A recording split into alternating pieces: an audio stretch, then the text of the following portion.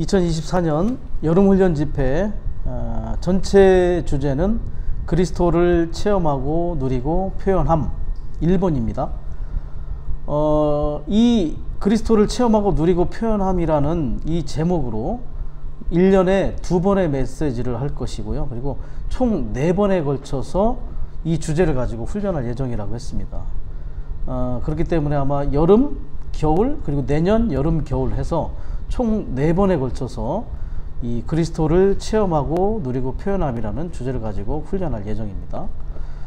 그리고 그 전체 내용은 신약 전체죠. 마태복음에서 요한계시록까지의 내용을 가지고 그 안에서 그리스도를 체험하고 누리고 표현하는 것을 다룰 예정입니다. 특별히 이번 여름훈련 집회에서는 주로 사복음서 그리고 사도행전에서의 그리스도에 대한 체험과 누림에 관한 것을 제시하고 있죠. 자, 체험하는 것과 누린다는 것에 좀 비교가 있는데요. 그리스도를 체험한다는 것은 주로 영 안에 있는 문제입니다. 영 안에서 그리스도를 체험한다고 하죠. 그리스도를 누린다고 할 때는 주로 우리의 혼과 관련이 많습니다. 생각과 감정과 의지와 관계가 있다는 것이죠. 그래서 주로 우리가 이제 한 가지 주의해야 할 문제는 우리가 그리스도에 대한 누림이 없이 그리스도를 체험할 수 있다는 것이죠.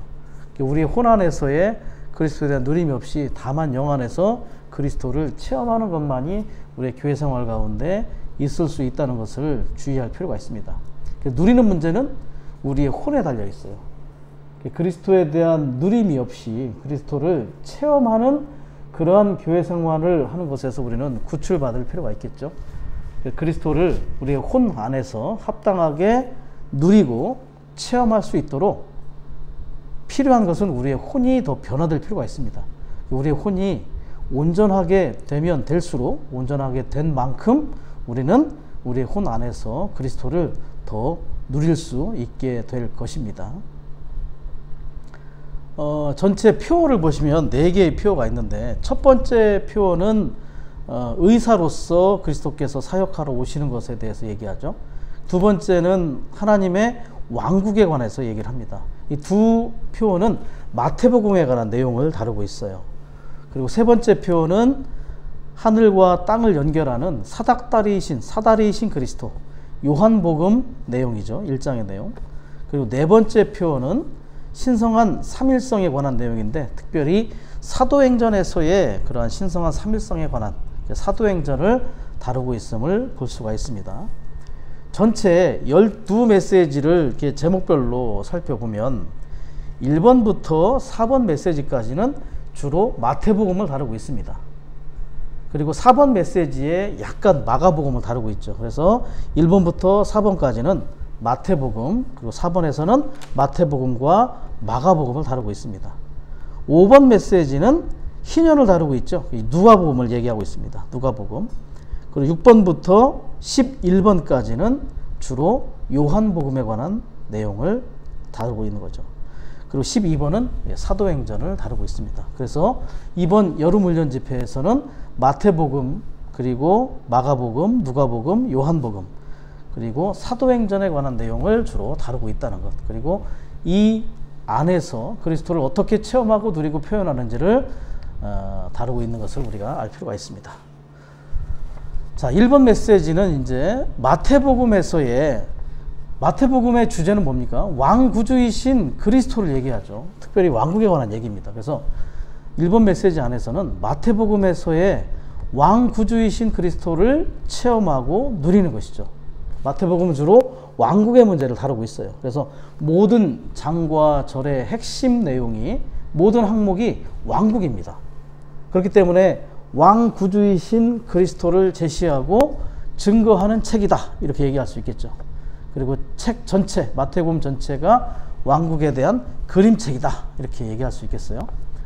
그리고 제목에서 우리가 살펴볼 수 있듯이 왕구주이신 그리스도께서 우리를 빛 비추시고 또 씻어주시고 치료하시고 또 우리를 공급하심으로 말미암아 하나님의 왕국 안으로 이끌어서 하늘에 속한 백성이 되게 하시는 것이 마태복음의 주된 부담입니다.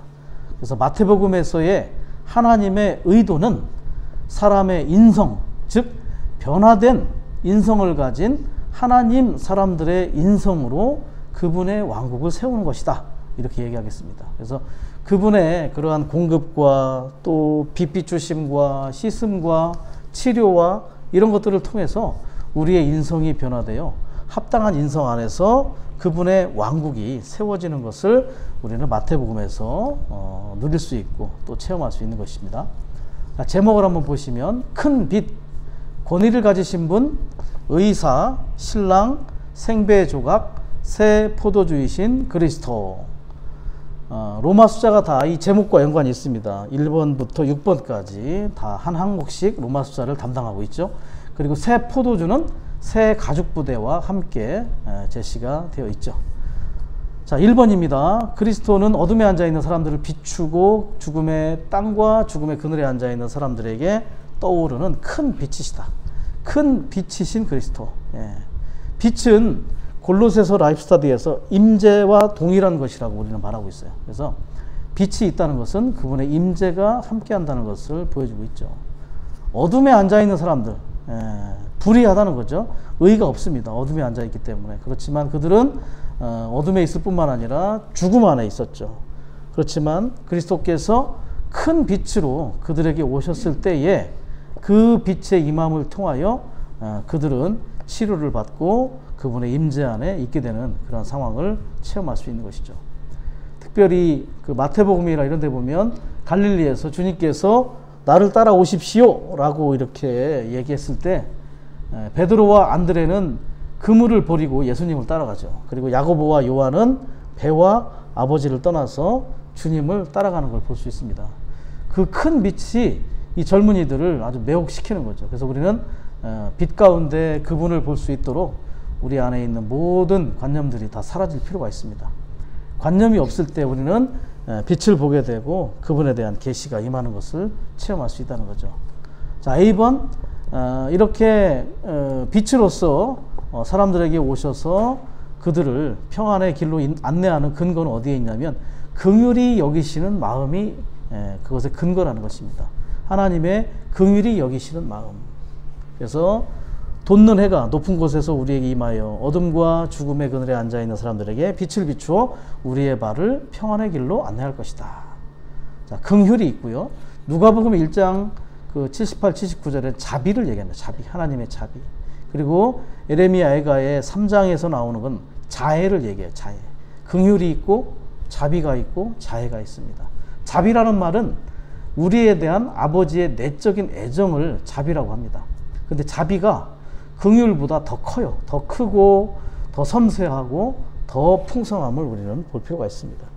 자비와 자애는 좀 비슷한 공통점이 있죠. 그런데 이 긍휼과 자비와 자애라는 단어의 공통점은 뭐냐면 불쌍히 여기는 거예요.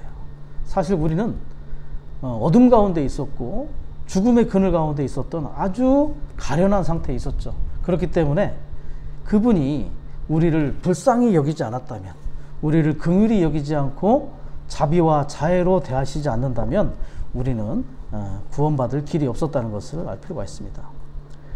자, B번과 C번은 이렇게 그분께서 큰 빛으로 우리에게 임했을 때 우리가 어떻게 되냐면 송아지처럼, 그리고 새벽에 암사슴처럼, 송아지와 암사슴의 그 특징이 뭐냐면 팔짝팔짝 뛰는 겁니다.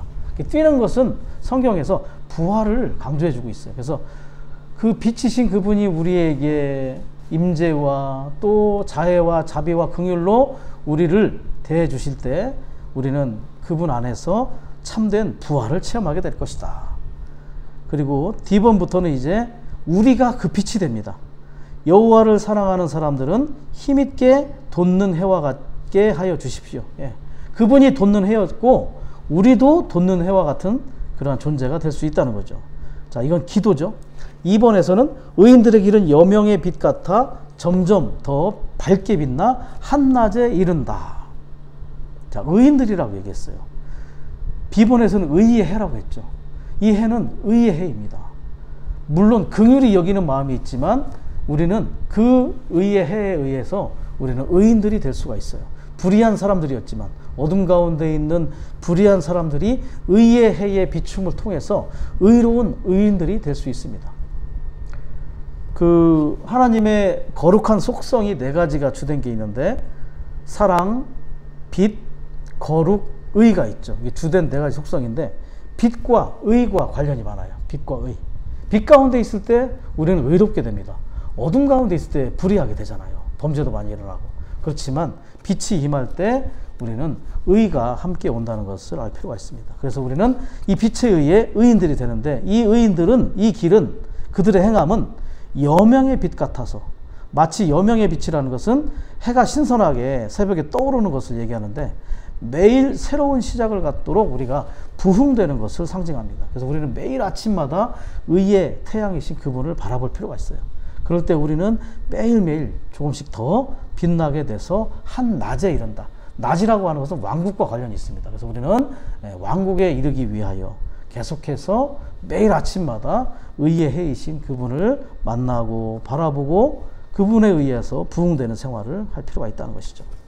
그 관련 구절에 보면 빌립보서 2장 15, 16절이 있는데 16절은 발광체를 얘기해요. 발광체. 바울이 뭐라고 했냐면 세상의 발광체들로 빛나서 생명의 말씀을 밝히라. 발광체들은 어떠한 빛의 매개체로부터 빛을 받아서 그대로 빛을 반사하는 겁니다. 우리가 이 발광체들로서 무엇을 밝히냐면 생명의 말씀을 밝히는 것이다. 다만 우리는 그리스도를 살아냄으로써 이 말씀을, 그분으로부터 받은 말씀을 세상에 적용하고 제시하고 제공하는 일을 해야 할 필요가 있다는 거죠. 그리고 마지막 F번은 이제 왕국입니다. 우리가 왕국이 올 때, 왕국이 도래할 때 이 의인들은 그들의 아버지의 왕국에서 해처럼 빛날 것입니다. 이제 낮이 임하게 되고 이 왕국에서 우리는 똑같은 해의 복사판이 된다는 것이죠. 자, 하나님의 본성이 또 세 가지가 있어요. 본성. 영, 사랑, 빛이죠. 영은 위격의 본성이라고 하고 사랑은 본질의 본성이라고 하고 빛을 표현의 본성이라고 합니다. 그래서 우리의 표현이 빛이 되는 거예요. 내재적으로 생명과 본성에서 뿐만 아니라 외적인 표현에서도 하나님과 똑같이 해와 같이 빛나는 존재들이 될 것이다. 우리는 매일 아침마다 해이신 그리스도를 바라보고 그 해로부터 오는 빛을 계속해서 공급받을 필요가 있을 것입니다. 자, 두 번째는 이제 권위에 대한 부분입니다. 권위. 백부장은 주님께서 권위 아래에 있는 사람이시기 때문에 권위를 갖고 계신 분이시라는 것을 보았다. 중요한 포인트가 뭐냐면 권위 아래에 있는 사람. A번에서 권위 아래가 있죠. 권위 아래가 A번에 3번 나옵니다. 권위 아래, 권위 아래, 권위 아래. 그리고 1번에서는 아버지의 신성한 생명의 다스림 아래, 또 2번에서는 신성한 생명의 제한 아래, 3번은 아버지의 신성한 생명의 다스림 아래, 그리고 4번에서 아버지의 권위 아래. 이것은 아버지와 아들 주님과의 관계인데 아들 그리스도께서는 아버지의 권위 아래에 있었기 때문에 그 아버지의 권위를 가지실 수가 있었다. 이것이 포인트입니다. 그래서 우리가 권위가 되고 싶다면 먼저 우리가 권위 아래에 있어야 돼요. 합당하게 먼저 권위에 복종하는 사람들이 될 필요가 있다는 거죠. 사람이 하나님의 권위 아래에 있을 때 모든 피조물이 사람의 권위 아래에 있게 됩니다. 왜 우리에게 권위가 없냐면 우리가 하나님의 권위 아래 있지 않기 때문이죠. 사람이 타락한 이후에 하나님의 권위에 복종하지 않게 됨으로 말미암아 하나님의 권위를 상실했어요. 그래서 독사, 들짐승, 곤충들, 심지어 모기도 사람에게 대항한다는 거예요. 모기도 복종하지 않습니다. 와서 막 물잖아요. 그럼 뭐냐면 우리에게 권위가 없어요. 타락한 이후에. 그래서 우리가 다시 이 권위를 회복할 필요가 있어요. 우리가 먼저 하나님의 보좌의 권위에 복종하는 사람들이 될 필요가 있다. 우리가 타락한 이후에 모든 피조물이 거역과 불순종으로 가득한 그러한 우주가 되었다는 것을 볼 필요가 있어요. 우리가 먼저 하나님의 권위에 복종하는 그러한 실제를 체험할 때 온 우주 만물이 다 그리스도의 발 아래 복종하는 그러한 실제를 갖게 된다는 거죠. 주님이 아버지의 권위 아래 있었기 때문에 아버지의 권위가 그분께 있었다는 것을 알 필요가 있습니다. 그리고 이제 5번에 보시면 우리와 주님과의 관계, 우리가 어떻게 이 주님의 권위를 다시 회복하느냐. 우리와 주님 사이에 막힌 것이 아무것도 없이 우리가 두려운 수정 같은 맑은 하늘, 선하고 순수한 양심을 가질 때 우리는 주님의 다스리는 임재라는 하늘에 속한 상황과 분위기와 상태로 충만하게 돼요. 우리 안에서 왕으로서 다스리는 은혜에 의해 생명 안에서 왕으로서 다스리게 된다. 사실은 우리와 주님 사이에 막힘이 없어야 되는데 그것을 뭐라고 얘기하냐면 우리 영 안에 수정같이 맑은 하늘이 있어야 된다. 우리가 맑은 청명한 하늘이 있어야 된다는 거죠. 그래서 우리가 그러한 청명한 하늘 아래 있을 때 보좌의 다스림 아래 우리가 있게 되고 그러한 다스림이 결국은 우리로 하여금 권위가 있는 자들이 되게 할 것이고 그 권위가 은혜에 의해서 생명 안에서 왕으로서 다스리는 실제를 체험하게 된다는 거죠. 자, 중요한 포인트가 뭡니까? 선하고 순수한 양심, 임재. 양심이 중요합니다. 그래서 우리가 양심은 어디에 있습니까? 영 안에 있죠. 그래서 영을 인도하는 부분에 양심이 합당하게 처리되지 않는다면 직감과 교통의 기능이 회복되잖아요. 주님과 우리 사이에 막힘이 있게 되는 거죠. 그 기본이 어디냐면 양심을 처리하는 겁니다. 그래서 우리는 죄가 있을 때마다 정말 우리는 자백하여 보혈을 적용하고 우리의 양심이 계속해서 청결하고 정결하고 담대한 양심을 가질 필요가 있습니다. 선하고 순수한 양심이라는 것은 혼합되지 않은 양심이에요. 그래서 주님만 구하고 주님만 유일한 목표로 취하는 그러한 양심을 가져야 한다. 우리 영 안에 사실은 보좌가 있어요. 우리의 양심이 합당하게 처리된다면 우리의 영 안에 있는 하나님의 보좌가 우리에게 합당한 그러한 권위를 행사하실 수 있게 된다는 것이죠. 그래서 우리가 이렇게 얘기합니다. 사역의 말씀에서 영적 체험에 있어서 가장 높은 지점은 그 위에 보좌가 있는 맑은 하늘을 갖는 것이다. 우리의 영 안에 우리는 맑은 하늘이 있는지 한번 볼 필요가 있어요. 여기서 뭐라고 얘기합니까? 수정 같은 맑은 하늘이라죠. 수정 같은 맑은 하늘. 너무 맑으면 이건 두려운 거예요, 사실은. 우리는 보좌를 두려워해야 합니다. 때로는 보좌가 없는 것처럼 많이 행동하잖아요. 그죠?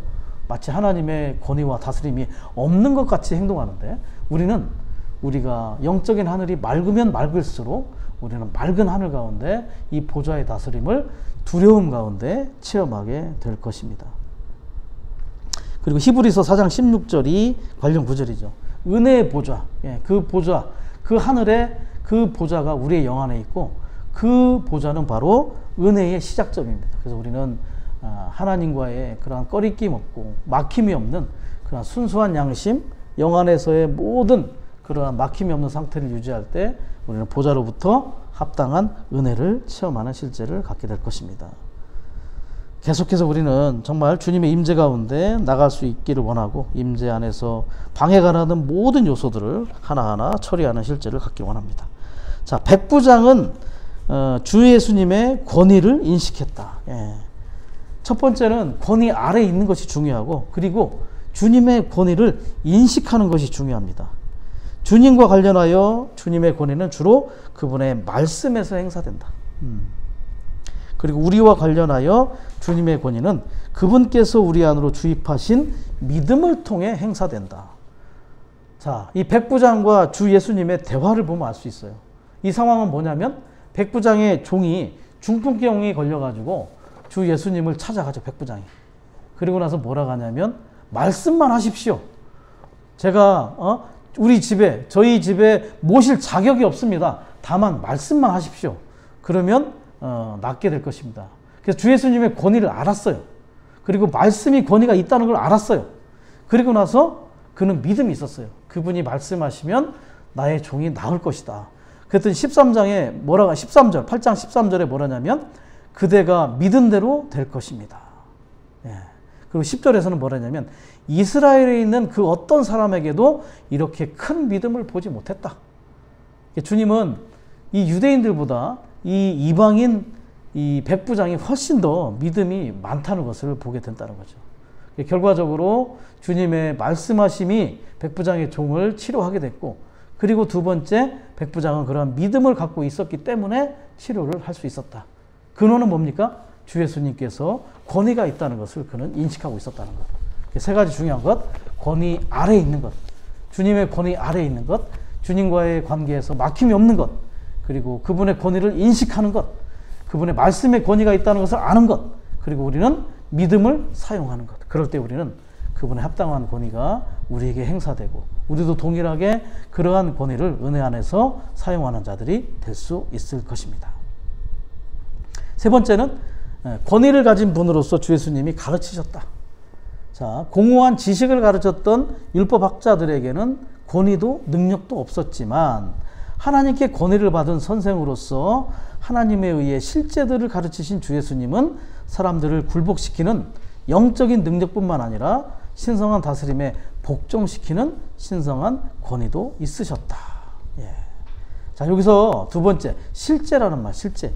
실제는 헬라어로 알레테이아라고 하는데요. 진리와 동의어입니다. 사실은 실제라는 말은 진리를 가르쳤다는 거예요. 진리 안에 실제가 있고 실제 안에 진리가 있습니다. 그래서 그분께서는 아버지로부터 받은 권위를 통해서 참된 실제를 동반한 진리를 가르쳤기 때문에 영적인 능력과 또 신성한 권위를 갖고 복종시킬 수 있었다는 것이죠.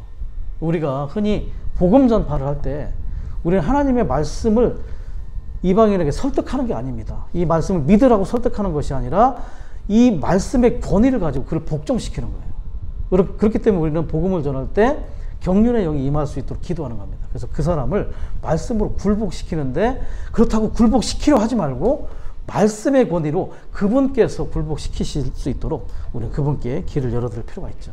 이 모든 것은 그분의 권위와 능력이 있다는 것을 볼 필요가 있는 것이죠. 자, 이제 세 번째는 의사로서 사역하신 그리스도를 얘기합니다. 하늘에 속한 왕국의 왕이신 주 예수님은 의사로서 사역하셨다. 자, 우리가 첫 번째 방면에서 본 빛 가운데 있다면, 그리고 우리가 그분의 권위를 인식하고 있는 자들이라면 우리는 빛 가운데 우리 자신이 얼마나 많이 병들어 있는 것을 알 수 있다는 거죠. 우리는 빛 가운데 우리 자신이 얼마나 병든 자인지 볼 필요가 있습니다. 주님께서 얼마나 우리를 고쳐주시고 치료해 주셔야 되는지를 빛 가운데 볼 필요가 있다는 거죠. A번은 뭐냐면 재판하는 심판관이 아니라 긍휼과 은혜의 의사로서 병을 고치시는 주 예수님을 얘기한다. 그래서 의사이신 그리스도는 긍휼과 은혜가 많습니다. 세상에서도 가장 좋은 의사는 자신의 환자들을 사랑하는 의사다라고 얘기합니다. 예. 병원에 한 번씩은 다 가보셨죠. 의사 선생님이 좀 혼내면 별로 안 좋아요. 그죠? 조금 이렇게 다정하게 얘기해주고 잘 설명해주면 참 믿음이 가는데 혼내면 다시는 안 가고 싶죠. 우리가 무슨 재판받으러 온 사람들 아니잖아요. 그죠? 물론 이제 잘못 관리할 수도 있지만 그 환자를 사랑하는 그런 의사를 우리는 더 신뢰하게 되는 것처럼 그분께서는 긍휼과 은혜로서 우리를 치료해 주시는 분이시다. 왜냐하면 우리가 비번 가련한 사람들이기 때문에 이 가련한 사람들이 우리에게 재판관으로 오셨다면 다 유죄 판결 당하죠. 거절당하고 우리는 한 왕국의 백성으로서 자격이 있거나 선택을 받거나 부름받지 못했을 것입니다.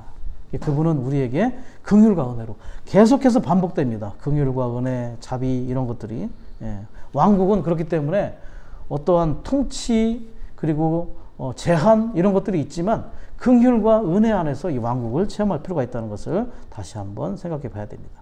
우리는 교회가 왕국이지 않습니까? 오늘날 교회는 왕국의 실제예요. 그렇기 때문에 교회는 판정이 아니라 재판 판정이 아니라 병원이 되어야 되고 또 가정이 되어야 되고 잘 가르치는 학교가 되어야 된다는 걸 알 필요가 있죠.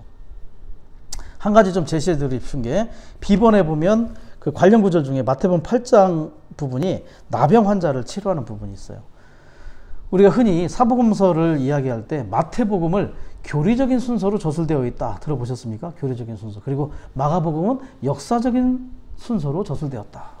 그리고 누가복음은 도덕적인 순서로 저술되었다라고 하는 부분이 있어요.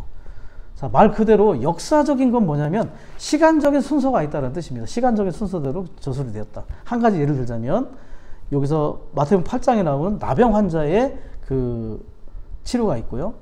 아까 권위 부분을 얘기했던 중풍병 환자의 치료가 있고 또 한 가지가 뭐냐면 베드로 장모의 열병을 치료해 준 부분이 있어요. 마가복음을 보면 순서가 베드로 장모의 열병을 먼저 치료하십니다. 그리고 두 번째가 나병 환자, 세 번째가 중풍병인데 이게 시간적인 순서예요. 이 순서대로 그렇게 치료를 하셨는데 마태복음은 이 순서가 약간 다릅니다. 마태복음의 순서는 뭐냐면 나병 환자를 먼저 치료한 부분이 나오고, 두 번째 중풍병 환자를 치료한 부분이 나오고, 세 번째가 베드로 장모의 열병을 치료한 부분이 나와요. 자, 교리적인 순서라겠죠. 마태복음. 시간적인 순서는 열병, 나병, 중풍병인데 교리적인 순서는 나병, 중풍병, 열병입니다. 나병은 뭐냐면 이 나병 환자는 불순종과 거역이 가득한 유대인들을 상징해요. 그래서 유대인들을 구원한 것을 얘기해요. 그분을 직접 만져서 구원하시죠. 그 나병 환자를. 자, 두 번째는 뭐냐면 중풍병 환자는 이방인이었어요. 그리고 무엇으로 치료를 하냐면 말씀으로 치료하고 믿음으로 치료해요. 이건 뭐냐면 이방인들을 주님께서 말씀으로 구원시킨 것을 상징합니다. 세 번째, 베드로 장모의 열병은 동일하게 또 유대인이에요. 그런데 이 베드로의 장모도 주님께서 만져서 치료하세요. 이 베드로 장모의 열병은 주님이 다시 오실 때 유대인들이 돌이키고 회개하고 구원을 얻는 부분을 얘기합니다. 그래서요, 마태복음을 교리적인 순서로 되어 있다라고 하는 거죠. 이 의사로서 그분이 사역하신 이러한 순서 안에서도 결국은 왕국의 구성, 유대인, 이방인, 다시 이방인의 수가 차면 주님이 오신다고 하잖아요. 그럴 때 또 회개한 유대인을 구원하는 것, 또 왕국의 발전과 구성을 이 의사로서의 사역 안에서도 우리는 볼 수 있다는 것을 생각해 보기 원합니다. 자, C번에 보시면 이렇게 치료하는 목적이 뭐냐? 이렇게 의사로서 사람들을 치료하는 목적은 우리를 고치고 회복하고 살리고 구원하는 의사로서 사역하시러 오셨는데, 그 목적은 우리를 하늘의 새로운 시민들로 재조성하시고 우리를 통하여 그분의 하늘에 속하는 왕국을 이 타락한 세상에 세우시기 위한 것이다. 예. 하늘에 속한 왕국을 가져오기 위한 것입니다. 하늘에 속한 시민들로 우리를 재조성하기 위해서 우리가 영적으로 병들어 있는 모든 분들을 치료하는 거죠. 자, D번, 누구를 치료하느냐? 자칭 스스로 의롭다고 하는 이들을 치료하는 것이 아니라 죄인들을 불러서 죄인들을 치료하는 것입니다. 바리새인들은 스스로 의롭다고 했죠. 그렇지만 죄인들은 정말 이 주님께서 부르시지 않으면 이들은 구원받을 길이 없었어요. 누가복음 18장에 보면 두 사람의 성전에서의 기도의 비교가 나와요. 첫 번째, 바리새인의 기도죠. 기억이 나실는지 모르지만 바리새인의 기도는 기도가 아니었어요. 그냥 자기 자랑입니다. 금식을 얼마나 했고 헌금을 하고 하면서 그러면서 마지막에 뭐라냐면 나는 저 죄인과 다릅니다. 이 다른 것이 얼마나 다행인지라고 이렇게 얘기를 합니다. 그것도 하늘을 우러러보면서 자랑과 교만이 가득하죠. 그런데 죄인은 뭐라고 했냐면 감히 하늘을 보지도 못해요. 땅을 쳐다보면서 고개를 푹 숙이고 다만 가슴을 칩니다. 그리고 죄에 대해서 가책받고 그리고 하나님께 화해를 요청하죠. 다만 이 죄인을 용서해 주십시오. 누가 구원을 받습니까? 그 죄인에게 구원이 임하는 걸 우리는 볼 필요가 있는 거죠.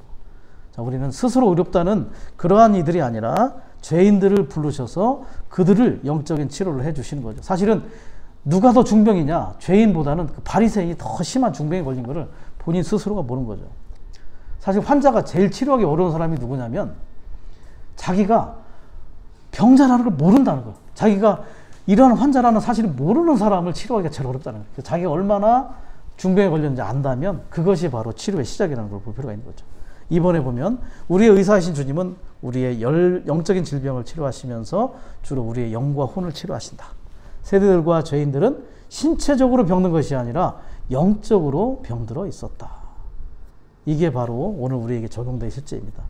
그래서 우리가 십자가에 못 박히신 그리스도를 체험하고 십자가에 못 박힌 생활을 할 때 부활하신 그리스도께서 우리를 치료하는 능력이 되시며 주님께서 우리의 치료자가 되신다. 무엇이 치료하느냐? 십자가와 부활이 치료한다는 것이죠. 예, 우리는 그래서 십자가의 이상을 볼 필요가 있어요. 그리고 치료하는 나무인 십자가를 우리의 환경에 적용할 필요가 있었죠.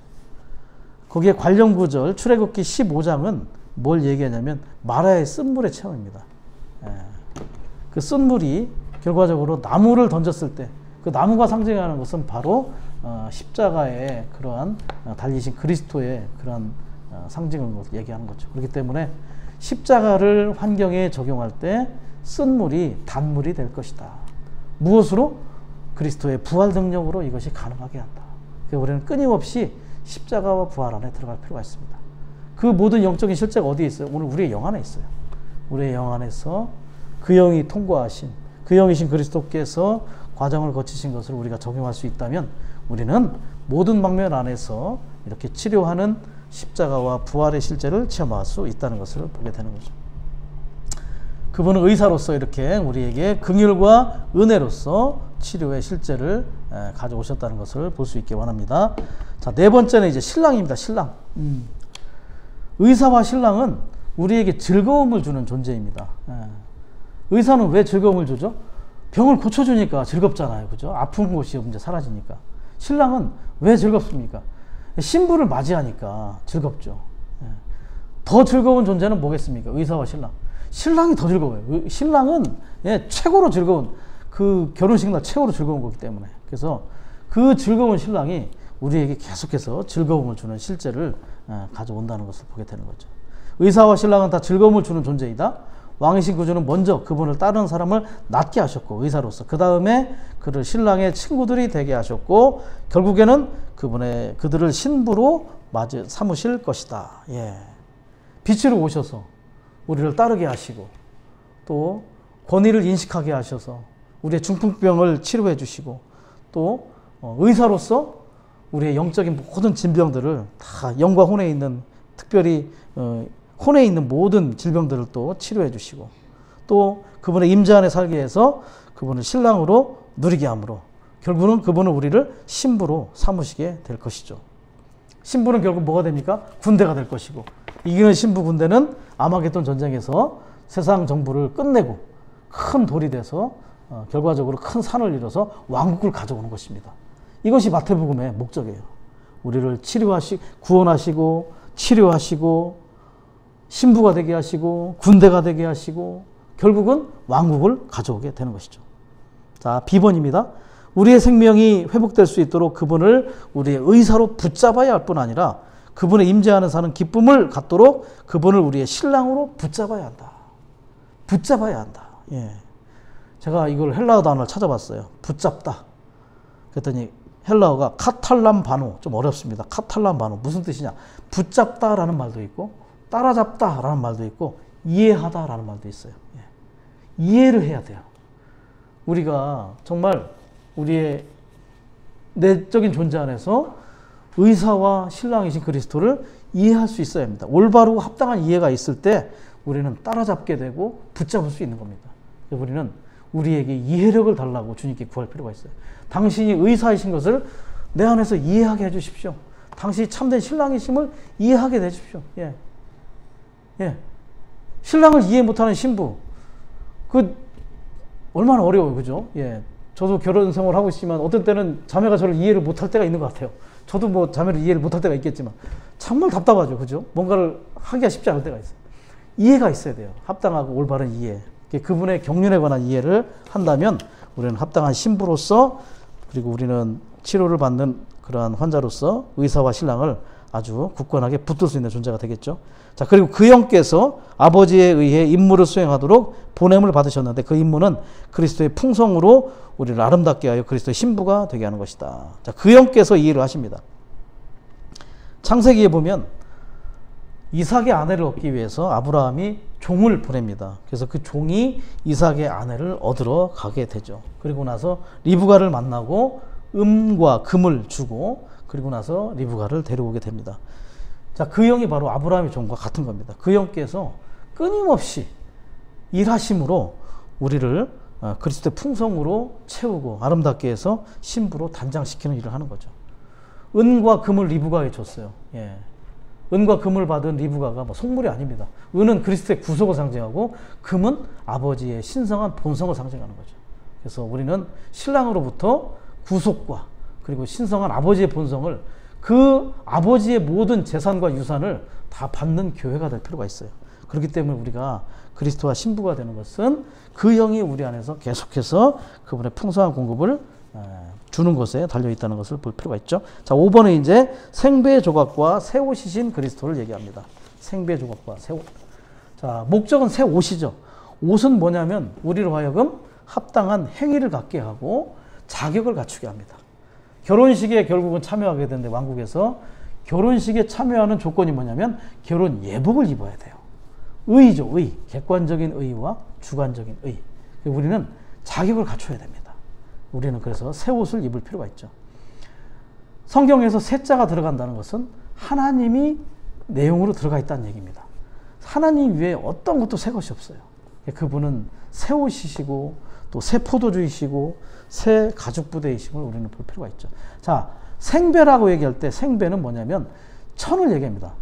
옷감의 천, 아직 옷이 되기 전입니다. 그렇기 때문에 생이라는 말은 빗질하지 않고 김을 쐬어 씻지 않은, 끝손질하지 않은, 처리하지 않은 이런 뜻을 가지고 있다. 자, 생배, 비번은 생배를 얘기하는데 생배라는 단어를 국어사전에 찾아보니까 잿물에 삶지 않은 배. 잿물이 뭐냐면 나무를 떼가지고 나온 재 있잖아요. 그 재에 삶지 않은 배. 잿물에 뭐가 있냐면 알칼리가 있대요. 잿물. 그렇기 때문에 잿물은 씻는 그 세탁 효과가 있다는 거예요. 그 잿물에 옷감을 씻지 않았다. 아직 처리되지 않았다. 이런 뜻입니다. 그 생이란 말을 두 번째 말이 그 있죠. 김을 쐬어 씻지 않은, 아직 씻어지지 않은 그러한 배를 생배라고 얘기한다는 거죠. 근데 이제 영적인 의미에서 생배는 뭐냐면 육체 대신부터 십자가에 못 박히시기 전까지를 얘기한다는 거죠. 끝손질 되지 않은 생배 조각이신 그리스도, 처리되신 후는 새 옷이신 그리스도가 되는 겁니다. 그래서 C번에 볼 때 그리스도는 먼저 새 옷을 만들기 위한 생배이셨고 그 다음 그분의 죽음과 부활로 말미암아 우리가 하나님에 의하여 의롭게 되고 하나님께 기쁘게 받아들여지도록 하나님 앞에서 우리의 의로서 우리를 덮는 새 옷으로 만들어지셨다. 죽음과 부활을 거쳐서 생배, 옷감, 천이 죽음과 부활을 거쳐서 새 옷이 되었다. 그 새 옷이 우리를 덮는, 우리의 모든 수치를 덮고 우리의 모든 불의한 것을 덮어서 우리의 의가 되신 그러한 새 옷이 되셨다는 것을 상징해 주는 것입니다. 자, 그런데 이 새 옷을 입지 않고 이 생배 조각을 만약에 낡은 옷감에 댄다면 어떤 결과를 가져오느냐. D번에 나와 있다는 거죠. 낡은 옷에 대고 기운 생배 조각은 그 수축하는 힘으로 옷을 당기어 더 찢어지게 한다. 생배 조각을 낡은 옷에 대고 깁는 것은 그리스도께서 인생을 사시면서 이 땅에서 하신 것을 사람들이 모방하려고 노력하는 것을 의미한다. 그들은 십자가에 못 박히신 그 속자이신 예수님, 곧 그들의 의이신 부활하신 그리스도를 믿지 않음으로써 하나님께서 그들을 의롭다 하시어 그들을 받으실 수 있도록 하지 않는다. 자, 낡은 옷은 뭐냐면 낡은 옷은 타고난 사람의 행실입니다. 타고난 사람, 타고난 생명이 하는 선한 행실, 좋은 행위, 종교적인 실행들, 이게 낡은 옷이에요. 우리가 선한 일을 하려고 할 때 우리가 어떤 때는 이 땅에서 사셨던 그리스도의 어떠한 것들을 모방하려고 한다는 거죠. 그것을 따라서 하려고 하는 것이 있어요. 마치 바리새인이 주님께 질문하죠. 당신의 제자들은 왜 금식하지 않습니까? 그때 주님이 뭐냐면 신랑이 있는데 신랑의 친구들이 금식하는 것이 옳지 않습니다. 예. 아니, 결혼식장인데 금식을 하는 게 맞아요? 함께 먹고 마시고 누려야죠. 그러니까 뭔가 이 금식을 외적인 행위로 하는 것들, 이것이 바로 낡은 옷에 생배 조각을 대는 것입니다. 자, 자녀에게 화를 내고 싶지 않아요. 그래서 화를 내지 않겠다. 그래서 주님의 어떠한 미덕을 내 생활에 적용하려고 할 때 나중에 회가 안 내지는 게 아니라 더 심한 폭발이 올 수 있다는 것. 예. 이것이 바로 우리의 낡은 그런 행위에다가 그리스도의 이 땅에 사셨던 어떠한 것들을 접목하려고 하는, 그것이 바로 낡은 옷에 생배 조각을 기우는 것이다. 그것은 바로 더 당기게 돼서 찢어지는 결과를 가져온다는 것을 알 필요가 있다는 거죠. 사실은 그 이사야 64장 6절에 보면 우리의 의는 더러운 옷과 같다 이렇게 얘기합니다. 더러운 옷. 우리의 의, 사람의 의는 우리의 행위가 더러운 옷과 같은 것이다. 근데 이 더러운이라고 하는 그 뜻을 보니까 그 히브리어로 에드라는 단어를 썼는데 그 레위기 12장에 나오는 여자의 월경과 같아요. 부정하다는 거예요. 그래서 우리의 행위는 모두 부정한 것과 동일하다. 그래서 아무리 좋은 것을 거기에 껴 맞춰도 우리는 합당한 의를 이룰 수 없다는 것을 우리에게 볼 수 있다는 거죠. 자, 2번. 그들이 그리스도의 인간 생활을 모방하는 것은 타고난 옛 생명에서 산출된 행위인 그들의 낡은 옷을 당기는 것이다. 근데 우리 타고난 사람은 항상 이 타고난 생명을 개선하려는 원함이 갖고 있죠. 그래서 예수님의 인간 생활을 그 조각을 하나 떼내서 이제 우리의 행위에다가 접붙이려고 하는데 안 된다는 것. 예. 그것은 그냥 찢어지고 마는 그러한 것들을 우리는 알 수가 있다는 것입니다. 자, 왕국 백성은 이렇게 하지 않는다. 합당한 교회 생활 안에 있는 왕국 백성은 그들의 십자가에 못 박히시고 부활하신 그리스도를 하나님 앞에서 그들의 의로서 그들을 덮는 새 옷으로 취한다. 어울릴 자격 있게 해주는 그러한 새 옷으로서 다만 입는 것이 중요하다. 그럴 때 우리는 객관적으로 뿐만 아니라 주관적인 의이신 그리스도가 우리에게 결혼식에 참여할 수 있는 합당한 결혼 예복으로서 갖춰지게 할 것이다. 자, 이제 6번입니다. 6번은 이제 새 포도주이시고 새 가죽 부대이신 그리스도를 상징합니다. 자, 여기서 가죽 부대를 얘기할 때는 이제 새가 프레시라는 단어를 썼죠. 그리고 포도주를 얘기할 때는 뉴라는 단어를 썼어요. 예, 이게 조금 차이가 있다는 것인데, 자, 이제 밑에서 보겠습니다. 가죽 부대라고 할 때 부자가 뭐냐면 부대할 때 부자가 부가 짊어질 부자예요. 그리고 대가 자루대. 자루를 짊어지다 이런 뜻이죠. 한마디로 말하면 가죽 부대는요, 포도주를 집어넣는 거잖아요. 그렇기 때문에 교회를 얘기합니다. 교회 생활. 그리고 포도주는 뭐냐? 새 포도주는 우리에게 내적 공급이 되시는 그리스도. 포도가 상징하는 건 기쁨이잖아요. 그렇기 때문에 우리에게 힘과 에너지를 주시고 기쁨을 주시는 내적 공급이 되시는 그리스도를 포도주라고 합니다. 그 포도주를 담는 용기, 그 부대가 바로 우리의 교회 생활이죠. 그래서 그리스도와 교회를 얘기하는 거예요. 자, A번에 이제 포도주를 얘기하는 뉴에 해당하는 헬라어는 네오스예요. 네오스.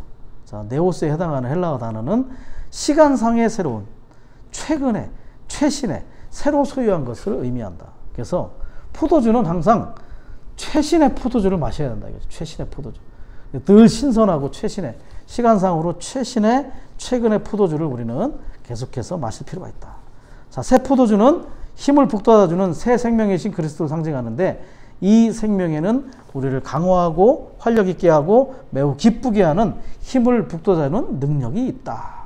포도의 본래 의미, 기쁘게 하는.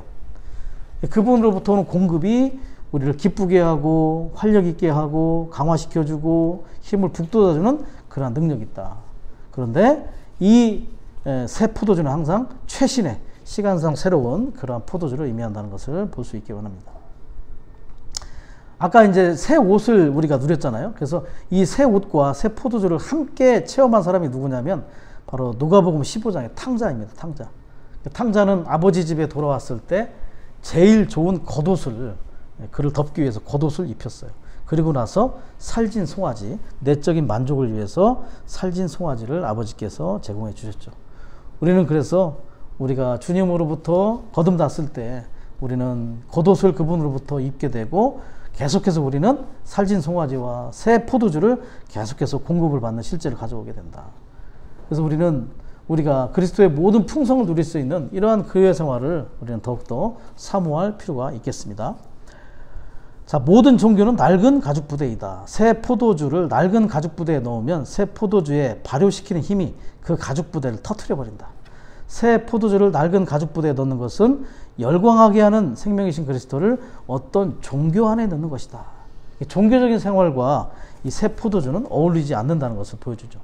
종교적이라고 하는 것은 하나님께 경배하고 하나님을 섬기며 하나님을 기쁘시게 하려고 여러 가지 일을 하지만 그 영이신 그리스도를 떠나 그 영이신 그리스도 없이 하는 것이다. 종교는 자기 자신의 기쁨과 영광을 추구하는 것이죠. 종교는 허울은 하나님을 추구하고 하나님을 기쁘게 하는 것이지만 결과는 자신을 기쁘게 하는 것입니다. 유다서 11절에 보면 가인의 길을 간 사람들이 있어요. 가인의 길. 예. 자신의 뜻을 따라서 하나님을 섬기는 자, 종교의 길을 가는 자들을 가인의 길이라 하고 그들은 자신의 기쁨을 위해서 가는 자들입니다. 가인이 최초로 종교를 발명한 사람이죠. 첫 번째로 한 일은 하나의 원칙을 세웁니다. 그는 하나님이 정해준 원칙에 의해서 하나님을 경배하지 않고 자신이 만들어내고 고안된 방식으로 하나님을 섬겼던 사람임을 볼 필요가 있는 거죠. 그러한 사람들에게 새 포도주는 어울리지 않는다. 결과적으로 그 가죽 부대는 터트러지게 된다는 것을 알 수가 있다는 거죠. 자, B번은 프레쉬의 새를 얘기합니다. 자, 성경에서 새를 얘기할 때는 항상 하나님이 함께 하신다는 것을 얘기했죠. 자, 본성이나 품질이나 형태에 있어서 새로운, 즉 익숙하지 않은, 사용하지 않은 뜻이다. 자, 가죽 부대는 바로 이 새를 얘기하는데 이 헬라어 단어는 카이노스입니다. 카이노스. 이 질적인 새로움이에요. 자, 아까 얘기했습니다. 새 포도주의 새로운 것은 네오스, 시간적인 새로움. 그리고 새 가죽 부대의 새로운 것은 카이노스, 질적인 새로움. 뉴와 프레쉬의 차이를 알 수 있기를 원합니다. 자, 이 가죽 부대는 질적으로 새로운 그러한 가죽 부대여야 한다. 새 가죽 부대는 새 포도주, 곧 열광하게 하는 생명이신 그리스도 자신을 담는 그릇인 각 지방에 있는 교회들 안에 있는 교회 생활을 상징한다. 그래서 합당한 입장 위에 있는 교회 생활이 바로 새 가죽 부대다. 자, 카이노스와 네오스의 차이점은 세 사람에서도 있는데, 세 사람. 골로새서의 세 사람이 있고 에베소서의 세 사람이 있어요. 골로새서의 세 사람은 네오스, 시간적인 새로움의 세 사람입니다. 에베소서의 세 사람은 카이노스, 질적인 그러한 새로움 있는 세 사람을 얘기하죠. 우리가 세 사람으로 조성될 필요가 있는데 그 세 사람은 질적으로나 시간적으로나 새로울 필요가 있다는 것도 다시 한번 볼 수 있기를 원합니다. 자, 이 새 가죽 부대는 뭐라고요? 그리스도 자신, 생명이신 그리스도 자신을 담는 각 지방에 있는 교회들에 있는 교회 생활을 상징한다. 그래서 2번에 보시면 새 포도주는 개인적인 그리스도를 얘기한다는 거죠. 개인적인 그리스도. 열광하게 하는 내적인 생명. 그리고 새 가죽 부대는 단체적인 그리스도. 새 포도주를 담는 외적인 그릇이다. 단체적인 그리스도인 교회는 포도주이신 개인적인 그리스도를 담는 새 가죽 부대이다. 우리를 열광케 하는 새 포도주이신 그리스도를 합당한 교회 생활에서 그것을 담지 않으면 그 새 포도주는 합당하게 남아있지 않다는 것을 보여주고 있는 거죠. 자, 그리스도의 확대인 교회는 그리스도로 충만하고 그리스도로 조성되어 있다. 하나로 함께 구성된 지체들은 한 몸이며 이 몸은 그리스도이다. 그리스도는 몸의 머리이시자 머리의 몸이시다. 자, 머리와 몸의 관계이기도 하고 새 포도주와 새 가죽 부대의 관계이기도 하다는 것을 우리는 기억할 필요가 있습니다. 그리스도는 나누어지지 않으신다. 여러분 안에 계신 그리스도는 내 안에 계신 그리스도와 하나이시며 우리 안에 계신 그리스도는 다른 모든 그리스도 안에 계신 그리스도와 하나이시다. 그러므로 그리스도는 그분으로 충만한 많은 지체로 구성된 몸이시다. 이것이 새 가죽 부대, 곧 새 포도주이신 그리스도를 담고 있는 교회 생활이다. 3번, 교회 사람들 가운데서 새 옷과 새 포도주와 새 가죽 부대가 모두 회복되었다. 우리는 단체적인 방식으로 그리스도를 우리의 교회 생활로 소유하고 있으며 가죽 부대인 교회가 하나님의 궁극적인 목표이다. 이 바로 가죽 부대가 바로 교회 생활이고 합당한 그러한 입장 위에 있는 교회 생활이 결국은 왕국으로 도래를 가져오게 될 것이고 왕국의 출현을 앞당기는 그러한 실제가 있게 된다는 것을 볼 필요가 있습니다. 자, 이 몇 가지 사항들 안에서 네 가지 부류에 있는 그러한 믿는 이들을 한번 소개해 드리겠습니다. 네 가지 부류가 있는데 첫 번째, 현대주의자들. 현대주의자들은 그리스도의 십자가를 믿지 않습니다. 다만 그리스도를 위대한 교사로 생각해요. 그래서 그분을 따르는 본으로 모방하고 그분을 따르려 합니다. 마치 생배 조각을 낡은 옷에 대는 것과 똑같아요. 구속과 부활을 믿지 않기 때문에 그냥 그분의 인생을 그냥 모방하고 따르는 본으로 삼는다는 거죠. 자, 그보다 조금 전진한 사람들이 근본주의자들. 근본주의자들은 그리스도의 구속과 죽음과 부활을 믿습니다. 또 새 옷이신 그리스도를 입기도 해요. 그런데 거기에는 새 포도주가 없어요. 내적인 생명을 소홀히 한다는 거죠. 옷은 갖춰 입었지만 속은 비어 있어요. 누림이 없다는 것을 알 수 있어요. 이게 근본주의자들의 특징입니다. 세 번째는 속생명파 사람들. 앤드류 머레이, 제시펜 루이스, 오스틴 스팍스 이런 사람들인데 그 형제회에서 갈려 나온 사람들입니다. 마지막에. 그리스도를 옷으로 입고 또 그리스도의 내적인 새 포도주를 알고 체험하기도 합니다. 그런데 그들에게는 포도주가 동이 나버렸어요. 새 포도주이신 그리스도가 있었는데 포도주를 저장하고 보존해줄 새 가죽 부대가 없었다. 올바르고 합당한 입장 위에 교회 생활을 하지 못했다는 걸 볼 수 있어요. 그리고 오스틴 스팍스는 결국 이 교회의 입장에 대해서 잘못 말하고 나서 그는 주님의 기름 부음이 사라졌다는 체험을 하게 되죠. 그래서 모든 것들이 다 균형 잡힐 필요가 있습니다.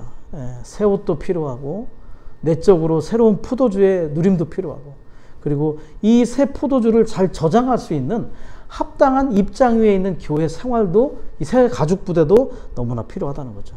네 번째 부류, 합당한 교회 입장 위에서 교회 생활하는 이들, 새 옷도 있고 새 포도주도 있고 저장할 새 가죽 부대인 교회가 합당한 입장 위에 서 있습니다. 집회를 중시하고 또 집회 안에 교통을 중시하고 단체적인 교회 생활을 중시하는 이러한 합당한 교회 생활이 필요하다. 개인적인 방면에 그리스도의 누림도 있고 단체적인 방면 안에서 새 가죽 부대가 아주 견고하게 잘 보존되어 있으므로 그곳에서 주님의 임재가 있을 뿐만 아니라 정말 왕국을 향한 발전과 전진이 있게 되겠죠. 그래서 우리는 합당한 교회의 입장에 있는 것이 너무나 중요합니다. 교회의 입장은 세 가지가 있죠. 우주적인 몸의 하나, 두 번째 유일한 지방 입장, 그리고 세 번째는 그것에 하나의 영의 실제가 있어야 합니다.